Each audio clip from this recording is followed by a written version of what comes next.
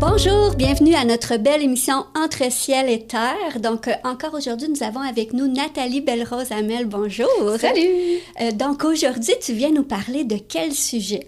Ben, je viens vous parler d'un sujet super intéressant, OK? Quelque chose que j'ai vécu il y a pas très longtemps et que j'avais envie de partager à la télévision parce que je suis convaincue que ça va inspirer du monde. Ah, mais ça nous dit pas c'est quoi? Non! Ah, c'est une surprise! Non, ben je vais vous raconter. OK. Alors, en fait...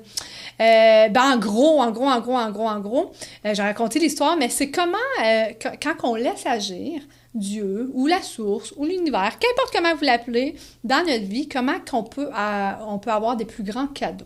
Oh, OK? d'accord. Fait que d'où est-ce que ça vient, ça? Fut un temps dans ma vie où est-ce que j'étais dans une période un peu endeuillée. Et je me suis levée le matin, puis je filais comme pas très, très bien, puis tout ça. Puis là, je me suis levée, puis je me suis dit, qu'est-ce que je fais aujourd'hui? Tu me demandais qu'est-ce que j'avais à faire. Qu'est-ce que je fais aujourd'hui? Puis je me suis dit, je pourrais peut-être aller voir mon père. Ça fait longtemps que je ne l'ai pas vu. T'sais, mon père, tout va super bien, mais des fois, notre famille, on ne la voit pas souvent. Hein?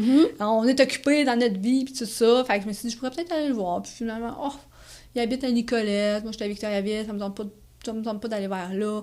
Fait que là, je sais pas trop. Fait que là, je me suis dit, hey, je vais prendre ma voiture, puis je vais partir, puis je vais rouler, je sais pas trop vers où. Un road trip! Road trip, oh, voilà. Ça, j'aime ça. Spontané de même. OK. Fait que je me lève, mais j'étais boba, j'étais endeuillée, puis je sens que je vis un moment dur dans ma vie. Fait que là, je roule. Puis là, en conduisant, je parle... Moi, dans la vie, là, je sais pas si tu fais ça, là, mais moi, je parle à haute voix. Oh, mon Dieu, ça m'arrive souvent. Ben, je parle à haute voix, puis à ce qui paraît, c'est signe d'intelligence. Fait qu'on a vu ça, l'intelligence. puis je parle à haute voix, puis là, je conduisais, puis là, je parlais au bon Dieu. OK? Moi, j'étais là, où c'est que ma vie s'en va? J'étais là. Puis là, je pensais, puis là, tout en conduisant, on dirait que j'y parlais, puis là, en même temps que je parlais, c'est comme s'il me répondait à l'intérieur de moi, OK? C'est comme si, ou bien je me parlais, ou je m'auto-répondais, qu'importe. Puis, je parlais, puis je disais, tu sais, dans le fond, là, si je te laisse toute la place à agir dans ma vie, ce que tu aurais à m'apporter serait plus grand que moi, ce que j'essaye que je m'acharne à vouloir avoir. OK? Fait que là, j'ai réalisé que je suis OK. Puis là, je me suis dit, ben là, guide mon chemin, vers où je conduis. Fait que je conduis, puis là, j'arrive à un T. Fait que là, rendu au T, je fais juste faire silence. Puis... J'aime ça. Je fais juste faire silence, puis là, je ressens, puis vers la gauche. Fait que je m'en vais vers la gauche. Fait que là, je conduis vers la gauche, nanana. Puis finalement, pour rouler, jusqu'à temps que je passe devant le parc, je veux pas dire le nom. Un parc. Ben, on peut dire le nom, mais le parc, il y a des grandes statues, un jardin, là, Marie-Victorin? Oui. Oui, OK. Oui. Bon, j'avais jamais été, moi, à cet endroit-là. C'est magnifique. Oui, ouais. J'adore. Fait qu'il est 8h40 du matin, c'était pas encore ouvert, fait que j'attends que ça ouvre, puis je décide, je fais le tour du parc, puis là, je fais le tour du parc, puis je suis tout seul. Fait que ça reste de même. Puis, qu'est-ce qui a fait que je me suis rendue à cet endroit-là? C'était vraiment la discussion, puis je veux mettre l'accent là-dessus, parce que c'était vraiment la discussion que j'avais, ce que je disais, ce que je réalisais dans ma discussion quand je conduisais, c'était vraiment que laisse-moi agir. C'est comme si j'entendais, on va le dire de même, là, laisse-moi agir, puis regarde ce que j'ai à t'apporter dans ta vie. OK? Mais en gros, puis là, fait que là, je fais le tour du parc, puis tout ça, puis là, je finis, puis là, quand je termine ma tournée, j'étais en train je m'en vais m'acheter une bouteille d'eau, puis là, je m'aperçois que j'avais pas assez d'argent, fait qu'il faut que j'aille dans mon char. Fait que là, je suis pressée, parce que le gars attend pour que j'aille payer mes affaires. Fait que là, je sors, il y a du monde devant moi, je suis comme, dans ma tête, attendez-vous, il faut que j'aille chercher mon argent, tu sais. Je m'en vais chercher mon argent, je reviens, je traverse le monde, je m'en vais payer ma bouteille d'eau, puis là, je décide de partir. Mais en me revirant de bord, je me vais de bord, puis là, qui c'est que je vois pas? Je vois mon père et sa femme. Ben voyons donc. Et mon père et sa femme, ça fait... Tu sais, ils habitent à Nicolette, donc le parc... oui, c'est pas dans le même secteur. C'est pas le même secteur. Non. Puis là, je le vois, puis je suis comme... Hein? Puis là, je me rappelle que moi, le matin, j'avais envie d'aller le voir, mais que j'ai pas été parce que c'était pas la même direction, puis ça me tentait pas de rouler jusque-là. Puis si j'avais appelé mon père ce matin-là, j'aurais appelé, puis on aurait... Admettons qu'il m'aurait dit « je suis pas disponible », fait que je l'aurais pas vu. Puis là, je le vois arriver avec sa femme, et qu'est-ce qui est surprenant, c'est que là, je m'en attends pas, puis je suis comme « Hey, salut papa! » Puis là, on se voit, puis là, on décide de vivre ce moment-là ensemble. Puis, la dernière fois que j'avais passé un moment comme ça, tu sais, vraiment un moment de qualité, une activité avec mon père puis sa femme, tu sais, la dernière fois, je devais avoir 5 ans. Oh mon Dieu, le beau cadeau que tu as eu. Oui, et beaucoup plus grand que ce que j'aurais voulu, que si je m'étais levée le matin, puis finalement, je m'aurais rendu là, qu'on aurait pris un café, on aurait parlé blabla, tu sais, les mêmes affaires, tu sais, juste ça. Là, on a passé 2-3 heures de qualité, puis ça a tellement rempli mon cœur. Et là, moi, j'en revenais pas parce que, en fait, dans mon cœur, j'avais envie de voir mon père ce matin-là, mais je me suis dit non. Puis finalement, j'ai laissé vraiment Dieu agir dans mon chemin. Puis là, je sais pas si c'est quand il avait pris sa décision, lui, de venir, là. Mais lui, il a fait c'est peut-être 1h30 de Nicole. Pour arriver, il a fait 1h30 pour que finalement, on vive un moment qui va rester précieux dans mon cœur. Mais oui, encore plus, en plus. Ben encore plus. Mais oui. Fait que cette expérience-là m'a amené Après ça, moi, j'étais comme... Ça m'a amené vraiment à la conviction que quand on décide de juste sortir de nos idées de qu'est-ce que je vais faire aujourd'hui, qu'est-ce que je pourrais faire pour trouver tel job. Oui, on peut avoir des objectifs, là, c'est pas ça que je suis en train de te dire, là. Mais des fois, on devient rigide dans nos ambitions. Hein? Des fois, on peut arriver à devenir rigide ou vouloir tout contrôler par nous-mêmes, comme s'il y avait juste nous qui existait, mais que quand on laisse cet espace-là, comme ça, comme j'ai fait cette journée-là, tourner à gauche, tourner là, va là, puis que finalement, vient à moi quelque chose d'encore plus grand. Fait que je trouvais ça vraiment intéressant comme histoire. Fait que j'avais envie de venir entre ciel et terre pour parler de cette histoire-là, puis parler peut-être un peu du lâcher-prise, d'apprendre à faire confiance, on peut, tu sais, ben, je trouve ça super intéressant. Moi, ça me donne, la vision des lois de l'attraction. Hein, veux pas, ceux qui connaissent ça, t'as des idées, t'as des pensées, tu les laisses aller, puis tu les attires. Et aussi, l'idée de quand que tu fais du ménage, quand tu laisses la place, comme quand ils disent « vide ta maison, laisse la place, les bonnes choses vont rentrer », quand que tu vides ton esprit, t'es pas dans la création, t'es pas dans la projection, t'es pas dans tu pousses pas des vibrations, t'es dans l'ouverture, t'es dans l'accueil, elles viennent à toi. Donc, oui, t'as fait une ouverture, une espèce de ménage de ton mental, de te dire, je fais confiance, je lâche prise, je laisse aller, donne-moi le cadeau que tu veux me donner. Puis, tout est venu tout seul à toi, puis exactement ce que t'avais souhaité le matin même. Je veux dire, c'est... Et encore mieux! C'est comme un beau petit mini-miracle. Oui! Tu sais, parce que c'est encore mieux se souvenir que je vais apporter à jamais, là, tu sais, si la dernière fois que j'avais fait une activité comme ça, là, comme ça, vraiment, avec cette préciosité, j'étais enfant, là, non, c'est ça.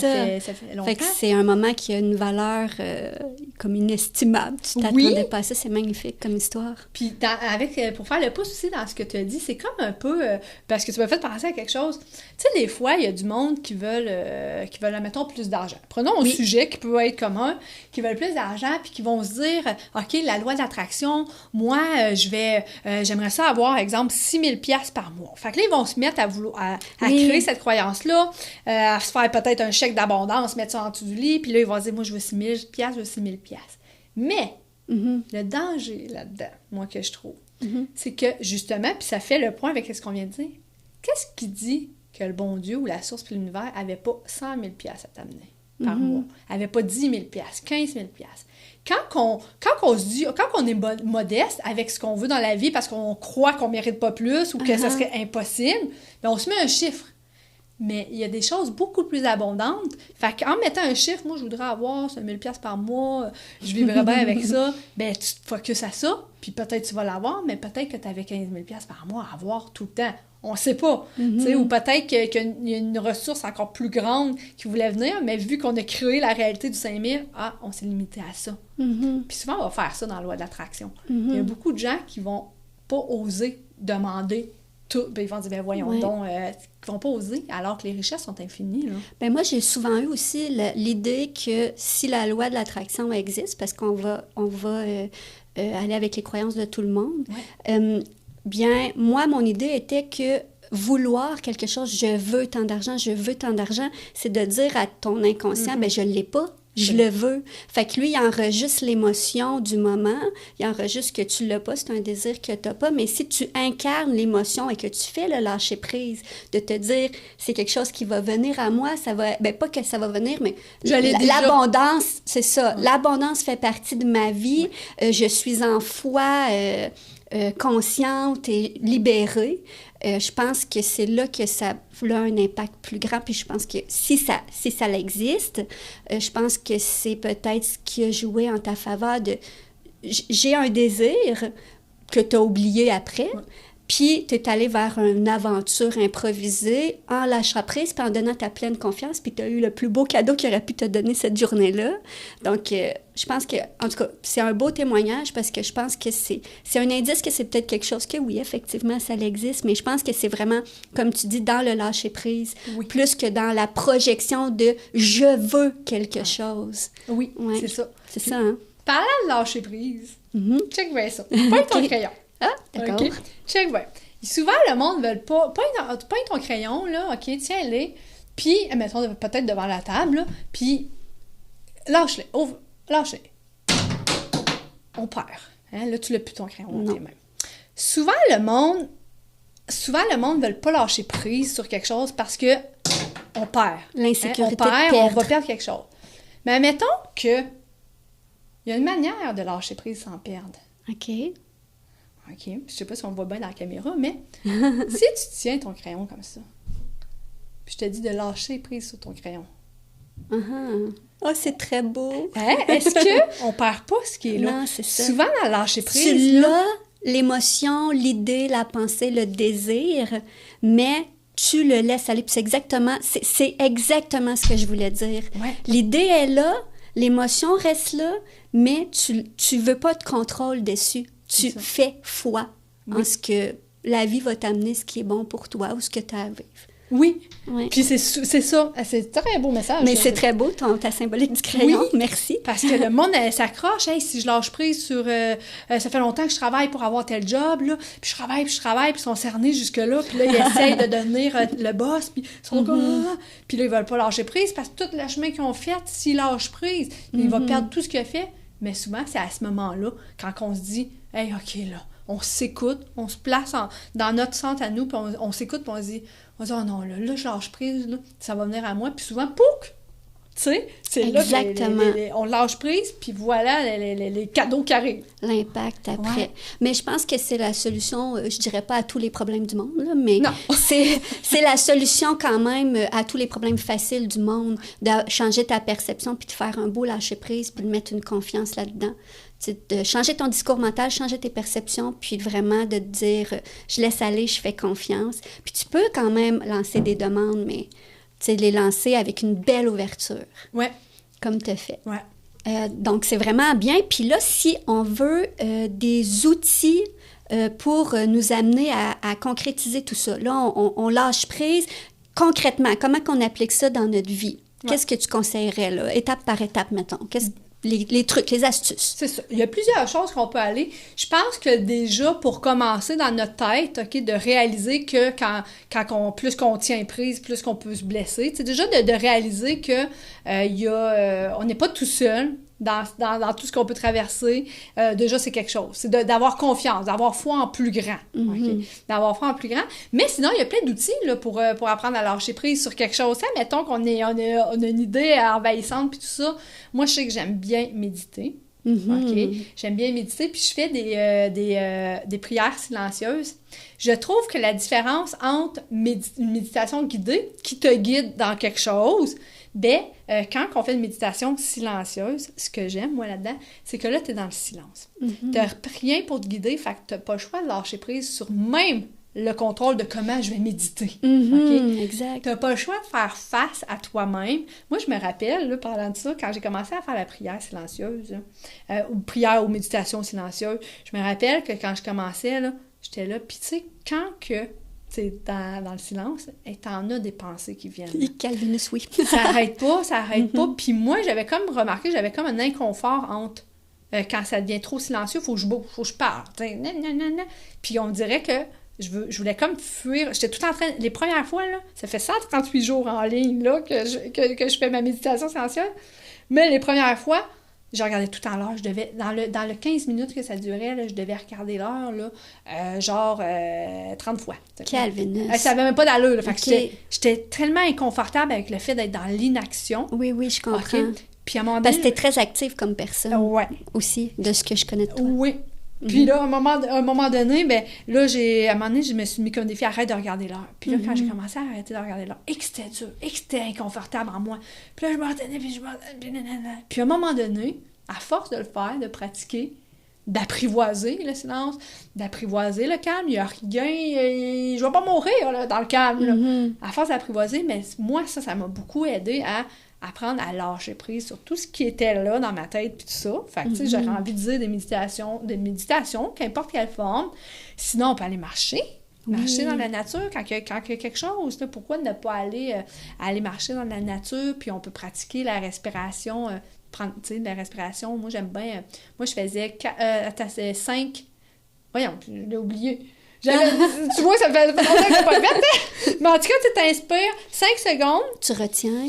Non? Retiens 5 secondes, expire 5 secondes. Ça peut aider, tu sais. C'est de la cohérence cardiaque, ça. Oui, il y a ça aussi. C'est très, très bon. Ouais.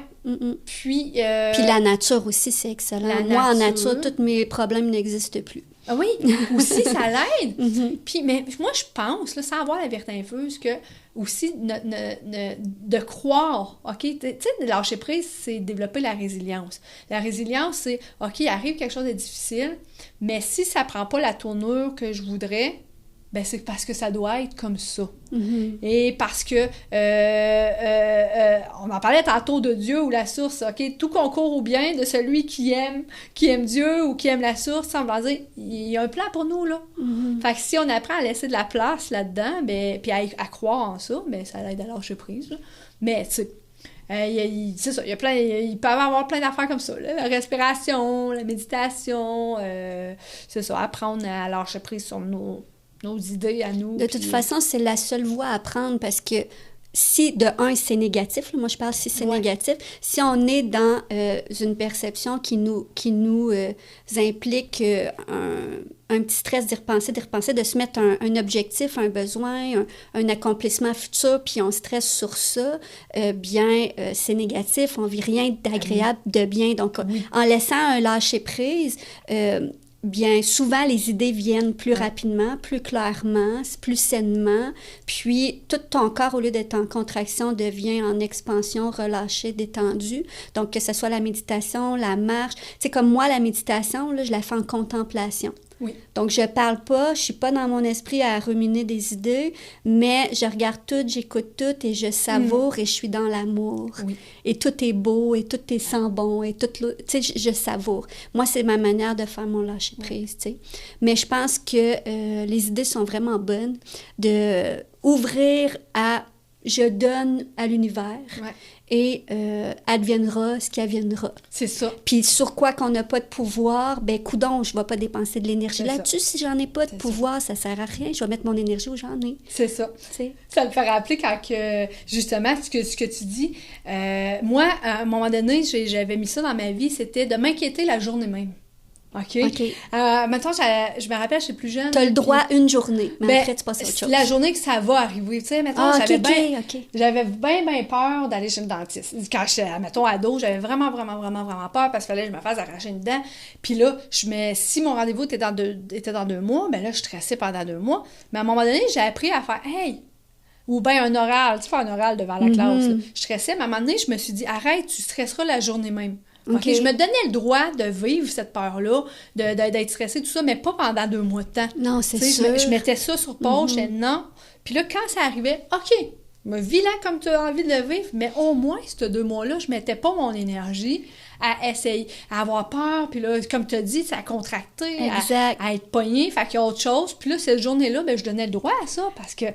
Puis finalement, Bien souvent, c'est toujours moins pire que ce qu'on s'attend. Oui, pas vrai. toujours, là, mais bien souvent, tu sais, tu traverses ce que tu avais peur, puis là, tu fais « Ah! » Puis tu me fais réaliser que c'est exactement ce que je fais. Oui. Puis je pensais que c'était mon côté nonchalante, parce que j'ai un petit côté nonchalante de temps en temps, de pas trop me donner de pression, mais en réalité, je pense que c'est une manière de se protéger. Ouais. De se dire, bien, regarde, il va arriver telle affaire, ben rendu là, puis j'y pense pas. Je fais autre chose de ma vie, puis rendu à l'événement, là, j'y pense. Voilà. T'sais. Puis moi, ça a été des questions, des fois, de santé, opérations, des choses qui, quand même, qui auraient pu amener beaucoup de stress. Puis non, je m'y arrêtais zéro. Oui. Aucunement, je voulais rien savoir de ça.